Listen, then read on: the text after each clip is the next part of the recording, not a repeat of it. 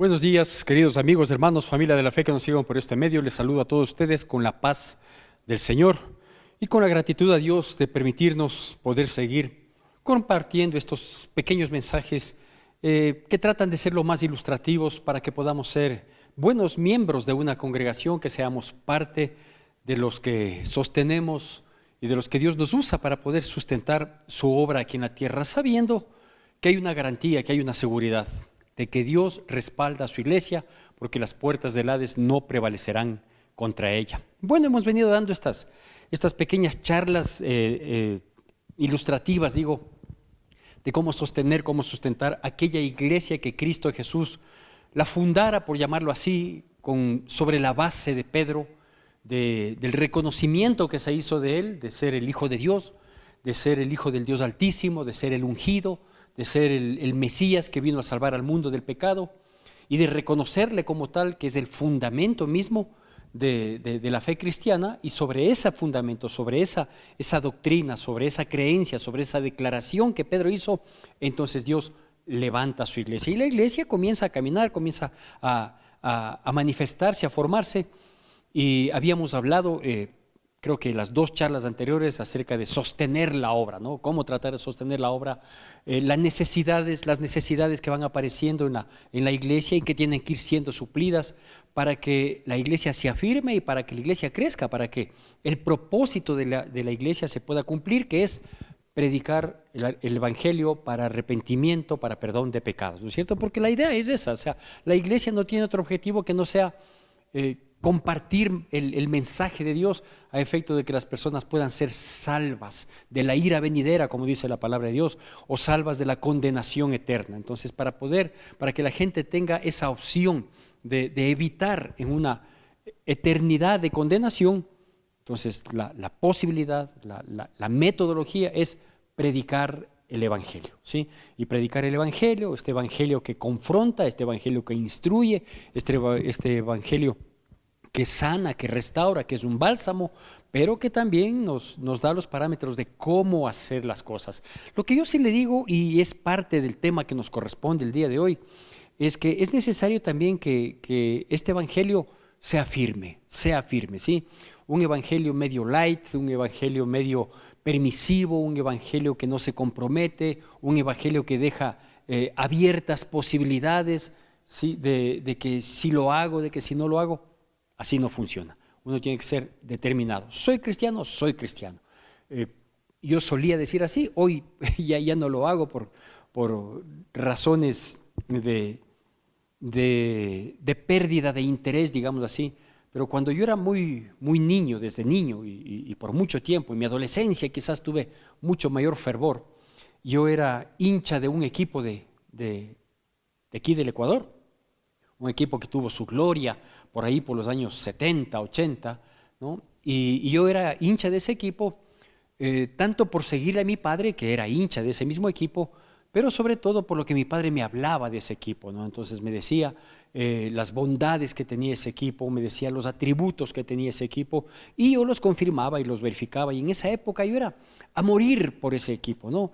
Recuerdo que con mis compañeros de la escuela, con aquellos que no coincidían con mi mismo criterio, solíamos discutir, nos enojábamos, y ese enojo, esa confrontación salía cuando jugábamos fútbol, ¿no? Entonces jugábamos fútbol en la escuela o jugábamos fútbol en la calle, y si por ahí había un rival no solo de equipo, sino de criterio al equipo que seguirle, entonces uno actuaba con firmeza, con dureza, porque si yo ganaba, entonces me enorgullecía de haber seguido a ese equipo, porque se entiende que yo estaba siguiendo el ejemplo de aquel glorioso equipo de esas épocas. Digo, hoy ya no lo puedo decir así, porque desde hace muchos años, dejé de seguir a ese equipo, y ya no es un motivo de mi orgullo el ser o no ser seguidor, hincha de ese equipo, ¿sí?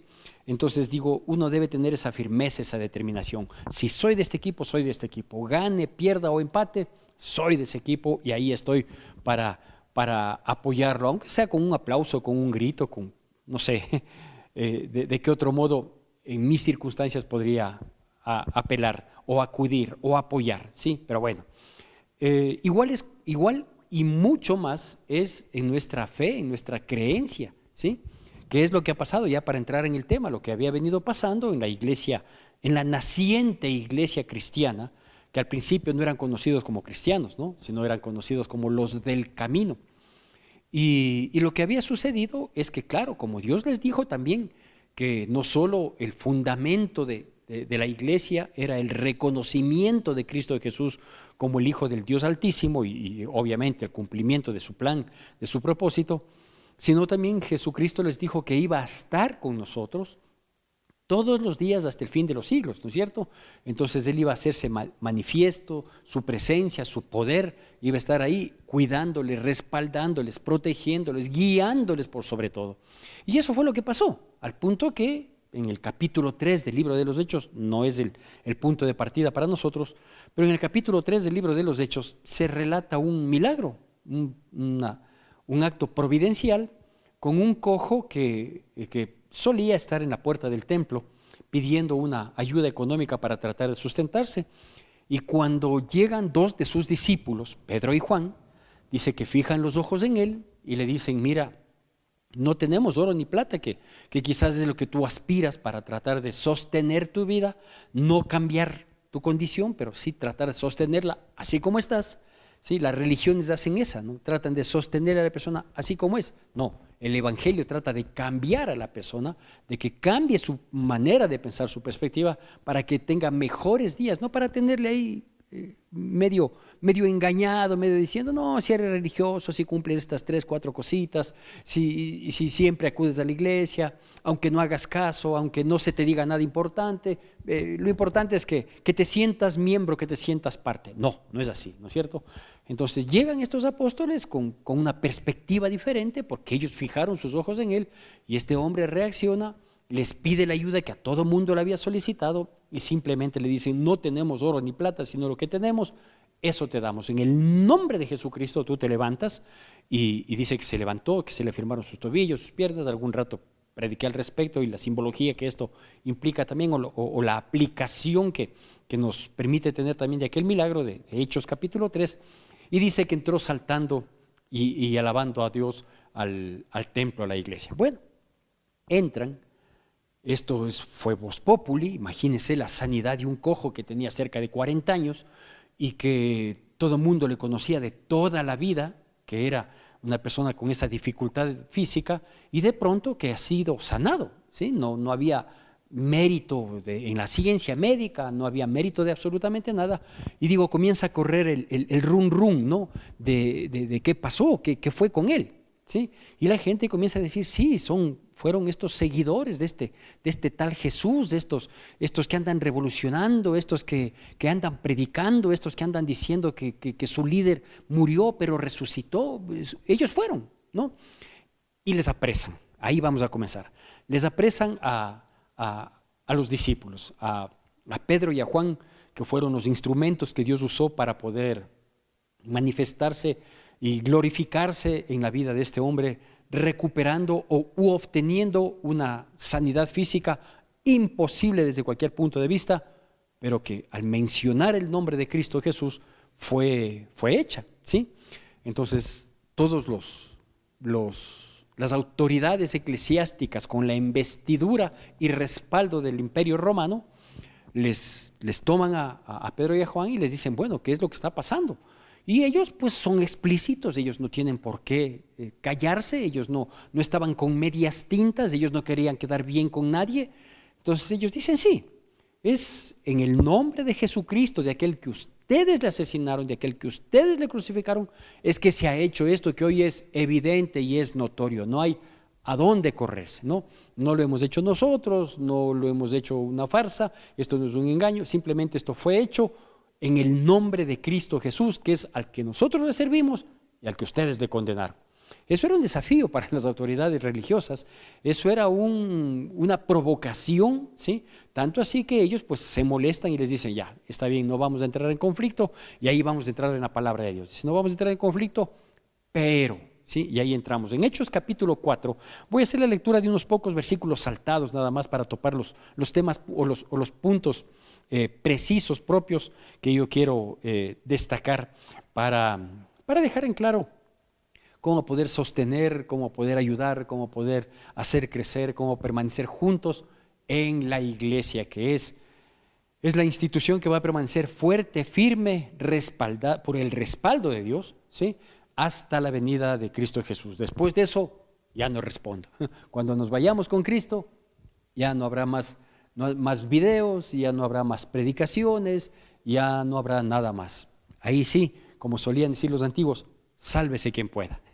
Hechos capítulo 4 del versículo 19 al versículo 24 inicialmente dice así, en la instancia después de lo que le acabé de mencionar como un preámbulo. Dice, Hechos capítulo 4, versículos del 18 al 24. Hechos 4 del 18 al 24. Dice, y llamándoles les intimaron que en ninguna manera hablasen y enseñasen en el nombre de Jesús. Mas Pedro y Juan respondieron y diciéndoles, juzgad si es justo delante de Dios obedecer a vosotros antes que a Dios, porque no podemos dejar de decir lo que hemos visto y oído. Ellos entonces les amenazaron y les soltaron, no hallando ningún modo de castigarles por causa del pueblo, porque todos glorificaban a Dios por lo que se había hecho, ya que el hombre en quien se había hecho este milagro de sanidad tenía más de 40 años. Y puestos en libertad vinieron a los suyos y contaron todo lo que los principales sacerdotes y los ancianos les habían dicho. Y ellos, habiéndolo oído, alzaron unánimes la voz a Dios y dijeron, soberano Señor, tú eres el Dios que hiciste el cielo y la tierra, el mar y todo lo que en ellos hay, y etcétera, etcétera, etcétera. Bueno, aquí yo quiero destacar algunas cosas. Si por algo nos deben juzgar a la iglesia, si por algo nos deben perseguir, si por algo les vamos a causar molestia, si por algo les vamos a provocar a ira, que no sea por el pecado, que no sea por nuestras malas acciones, que no sea por nuestras malas actitudes, que sea porque Dios se está glorificando en y a través de nosotros. Ellos fueron perseguidos, ellos fueron detenidos, ellos fueron juzgados, ellos fueron criticados, ellos fueron amenazados, ellos fueron amedrentados, sí, todo eso que parecería que son unos delincuentes, pero no lo son. Todo eso fue por causa de Cristo Jesús. Porque no es que les dolió la sanidad hecha en ese hombre, les dolió que la sanidad hecha en ese hombre haya sido hecha en nombre de Cristo Jesús y que ese Cristo Jesús haya confrontado a estas autoridades perversas, eclesiásticas, entre comillas, religiosas, espirituales, entre comillas, pero eso es lo que les dolió. Sí, ya les digo, no les dolió, no les molestó a ellos que un hombre de 40 y pico de años, que toda la vida era cojo, haya sido sanado. Eso no les molestó. Les molestó que esa sanidad haya sido otorgada, haya sido endosada al poder de Dios en el nombre de Cristo Jesús. Porque eso no podían callar, las evidencias no podían tapar, no podían pretender tapar el sol con un dedo. Entonces, es necesario que nosotros como iglesia, como pueblo de Dios, como la iglesia de Dios, entendamos esto, de que vamos a llamar la atención en algún momento de nuestras vidas, ¿sí? Pero que llame la atención no nuestras equivocaciones, no nuestros errores. Por eso tenemos que procurar vivir en santidad, en integridad. Que no sean las noticias de que el pastor fulanito ha sido infiel o de que la iglesia tal se hizo un mal uso de los recursos económicos o de que un grupo de cristianos están orando, respaldando la masacre en Israel. O sea, nada de eso, por favor, ¿no? Que si nos siguen, nos persiguen y les estorbamos, sea por causa de Cristo. Primero, por lo que Dios puede hacer y permitir ver por nosotros, y segundo, por nuestra firmeza. Así que aquí yo quiero destacar lo que dice el versículo 19 que leímos, ¿no? Desde el 18 hasta el 24 del capítulo 4. El 19 dice, juzguen ustedes, Pedro y Juan, bajo la amenaza de estar ante un tribunal sorpresivo que se formó en ese momento, habiéndoles intimado, o sea, habiéndoles amenazado, ellos dicen, juzguen ustedes si es correcto, ¿sí? Obedecer a Dios, obedecer a ustedes antes que a Dios. Nosotros no lo vamos a hacer, nosotros no nos vamos a callar de decir lo que hemos visto y hemos oído y que ahora se está manifestando evidentemente en este hombre. Es decir, aquello que ustedes quisieron negar, a Cristo Jesús como el Hijo de Dios, que le crucificaron, que pensaron que con su muerte, negando su resurrección, iban a callarnos. Callen ahora este milagro. Callen ahora este milagro. Entonces, que quizás si las iglesias o los pastores o los líderes, qué sé yo, se hacen famosos, que se hagan famosos por causa de Cristo, ¿sí? Más allá de que la fama es una trampa del diablo, ¿sí? Pero que se den a conocer, digamos, no famosos, que se den a conocer por causa de Cristo, por el buen comportamiento, ¿sí? Y por la fidelidad a Dios, por lo que Dios pueda hacer para respaldar su presencia en la vida de los cristianos, y no por malhechores, por pecadores, por Dios nos guarde, que Dios nos guarde, ¿no? Primer aspecto. Así que este primer aspecto me permití llamarle, sí, la iglesia debe tener y mantener una obediencia desafiante.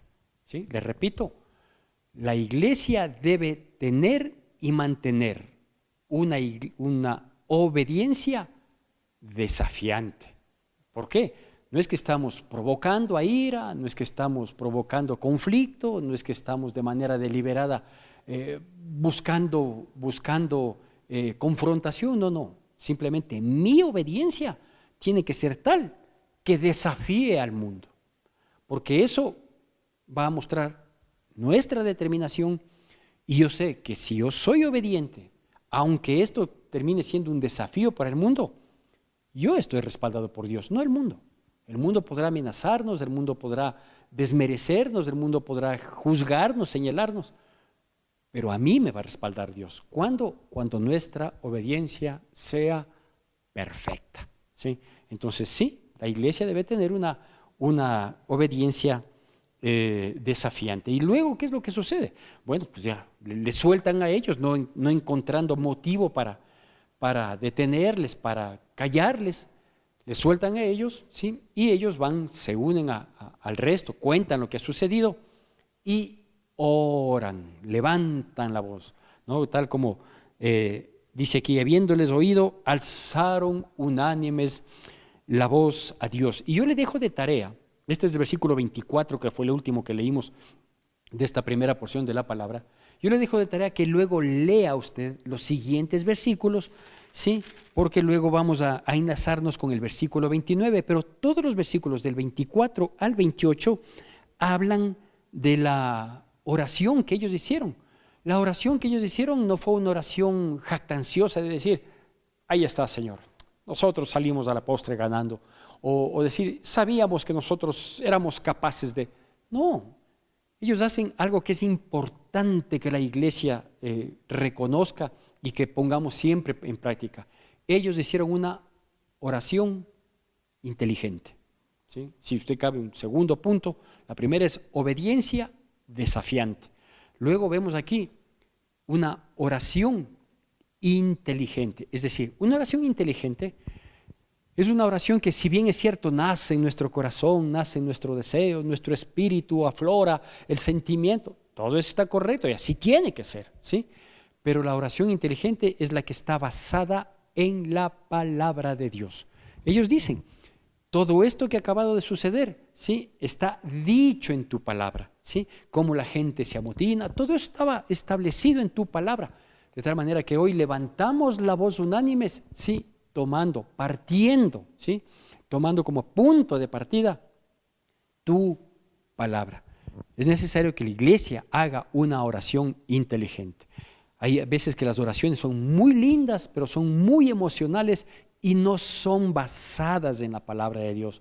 La oración inteligente es la que está basada en la palabra de Dios, en lo que está dicho para que lo vivamos, o en lo que está dicho para que en lo posterior nos toque enfrentar. Una oración inteligente es una oración basada en la palabra de Dios, por lo tanto es una oración que coincide con el propósito y la voluntad de Dios en nuestras vidas. Yo no puedo hacer, por ejemplo, como algún rato me pidieron, y no una vez, me han pedido varias ocasiones esto, que por ejemplo hay los jóvenes hoy en día no quieren casarse, solo quieren unirse, solo quieren convivir, no quieren ni siquiera formalizar ante las autoridades humanas, o sea, ante la ley humana. Y claro, lo que sí quieren es celebrar su unión y a veces quieren hacer la fiesta y la parte social, que es la que atrae y tiene la mayor atención, pero no quieren ni casarse ante las autoridades humanas y mucho menos en un altar, porque claro, de casarse ante una autoridad humana para casarse en un altar, yo creo que todas las iglesias es así, en la nuestra no es la excepción.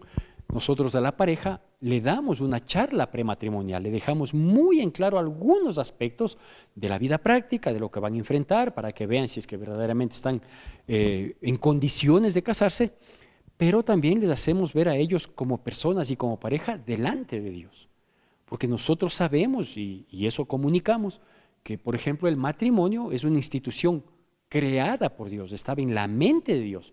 El matrimonio no es una fruto de una leyenda, o el matrimonio no es una idea religiosa, no, el matrimonio es una institución creada por Dios. Entonces, les hacemos ver en la práctica a lo que se van a meter en un curso prematrimonial y también les ponemos delante de Dios.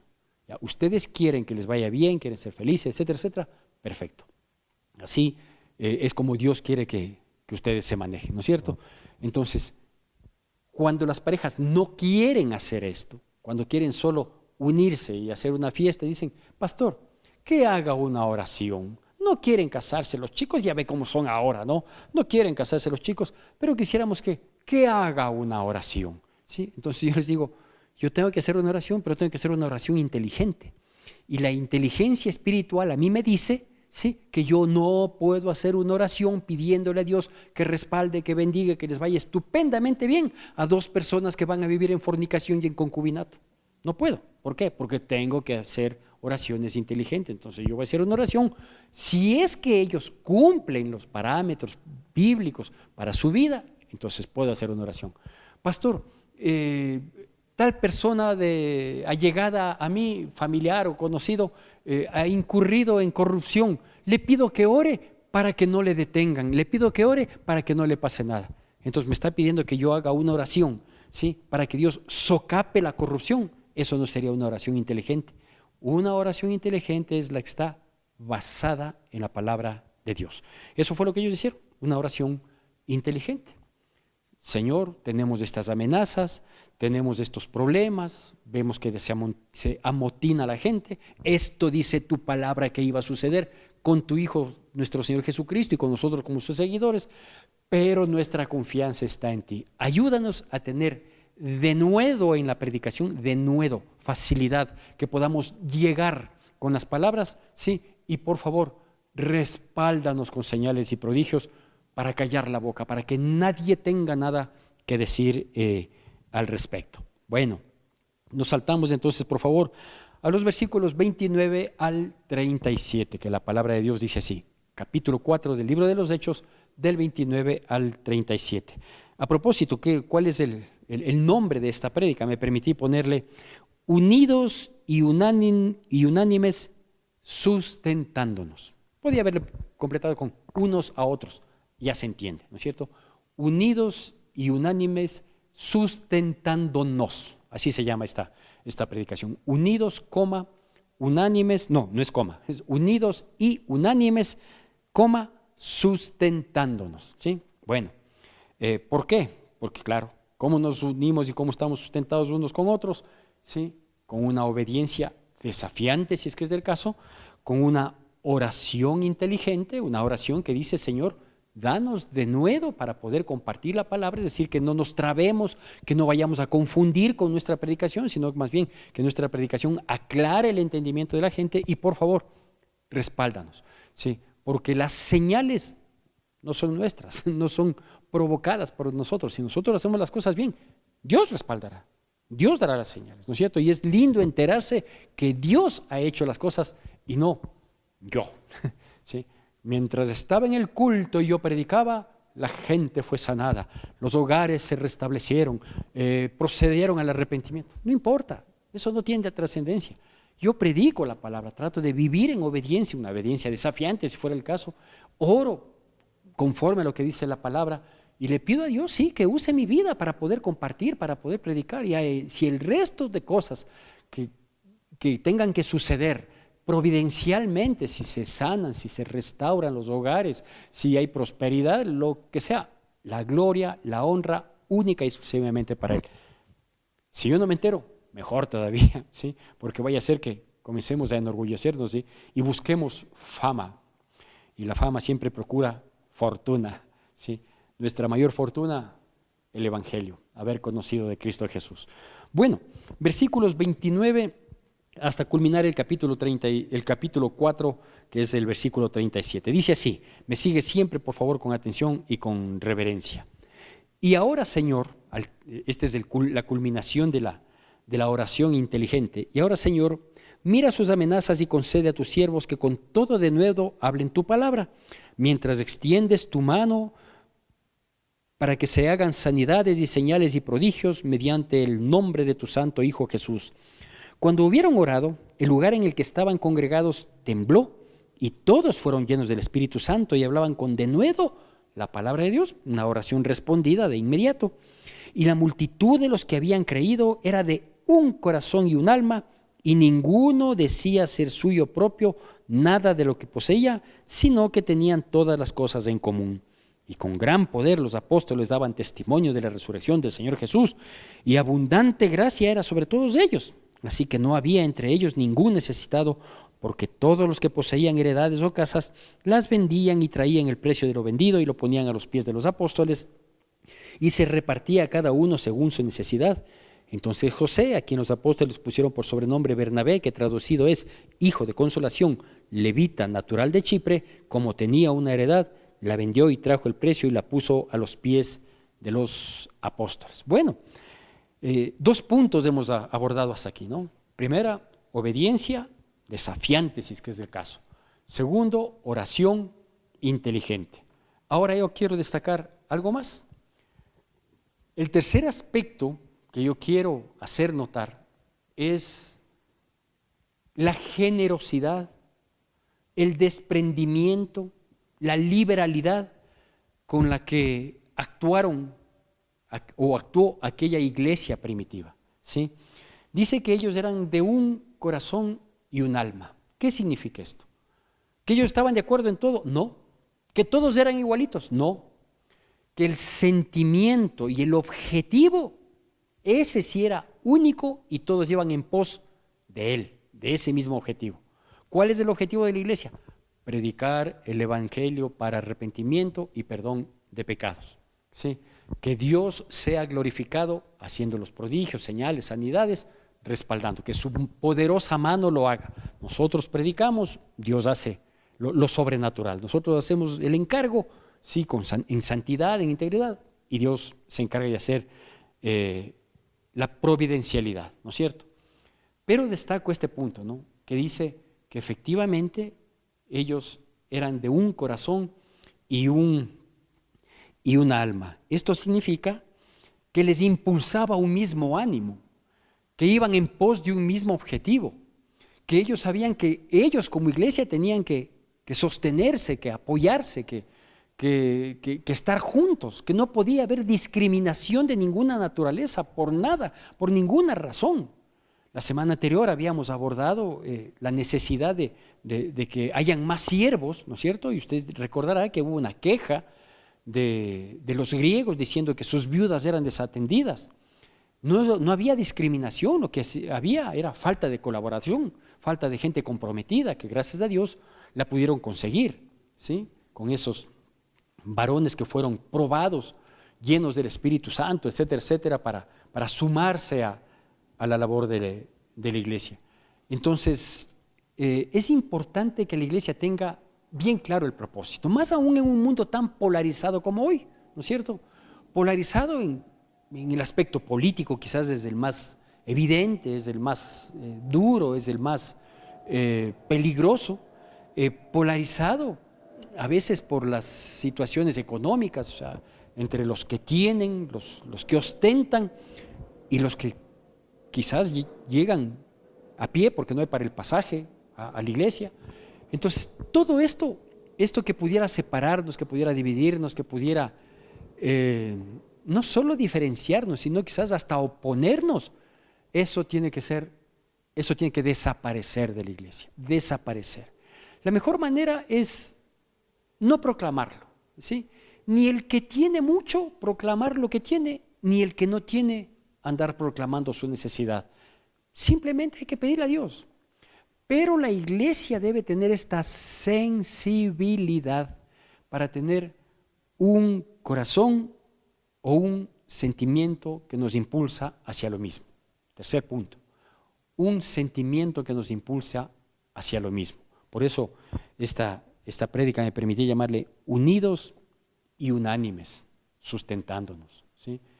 Porque yo decía la semana anterior, si la iglesia tiene su objetivo, o el principal objetivo, es la predicación de la palabra, hay momentos y hay circunstancias en que también podemos hacer otras cosas, como por ejemplo, apoyar económicamente, apoyar a los hermanos, ¿no? a los que necesitan. Nosotros tenemos, por ejemplo, permanentemente un apoyo con víveres quincenales a ciertas familias de la iglesia.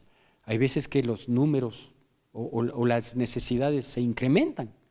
Es 1, 2 canastitas más que damos, porque viene la gente y dice, pastor, me enteré de esta situación, yo no conocía, usted tal vez conocía, pastor, no, yo tampoco conocía. ¿Será posible? Sabemos que la iglesia da esta ayuda, ¿será posible sumarles? Claro, donde comen 25, comen 30, ahí vamos a hacer. Yo constantemente, los domingos que predico, insisto en que no nos olvidemos, nosotros le llamamos acá la canasta de amor.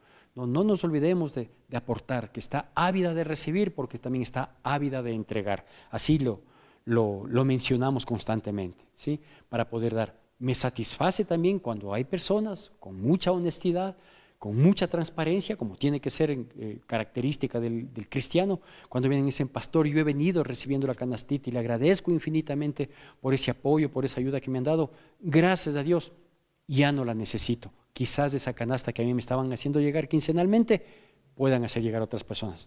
Es correcto también, ¿no es cierto? Porque es una canastita que trata de auxiliar, de sofocar una necesidad. Y si gracias a Dios ya puedo sostenerme, ya puedo sustentarme y eso puede ir para otro, amén, gloria a Dios, ¿no es cierto? Entonces hay que tener un mismo corazón, una misma alma. Digo que nada nos separe, ¿no? Ni el que tiene mucho, que entra sin saludar, sin parar bola a nadie y que cuando se le pide que ayude en algo, pues hace notar su preeminencia, ni tampoco el pobrecito que claro, nadie está libre de aquello, ¿no? Nadie está libre. Yo tengo temor y temblor cuando hablo de estas circunstancias, porque hoy estamos y mañana no sabemos. Hoy tenemos y mañana no tenemos, ¿no es cierto? Entonces digo, ni tampoco el pobre que se sienta mal, que se siente incómodo, que no se sienta involucrado, que no se sienta parte de. Para eso, un corazón, ¿sí? Es decir, ser unánime, es decir, estar unidos en un mismo sentir, eso significa ser unánimes. Y la otra cosa, ¿no? Para dejar esto como un gancho para la siguiente semana, que Dios nos permita que nos dé la oportunidad de seguir compartiendo estos mensajes, una iglesia se sostiene con el aporte económico. En aquel entonces la situación ameritaba, y no fue un mandamiento de Dios, no fue un mandamiento de la iglesia de ese momento, fue un sentir que se generalizó de que las personas que tenían propiedades, sí, pues las vendieron y ese dinero ponían bajo la administración de los apóstoles y ellos trataban de que a nadie les falte nada, ¿no? No es que uno tenía mucho, otro tenía, no.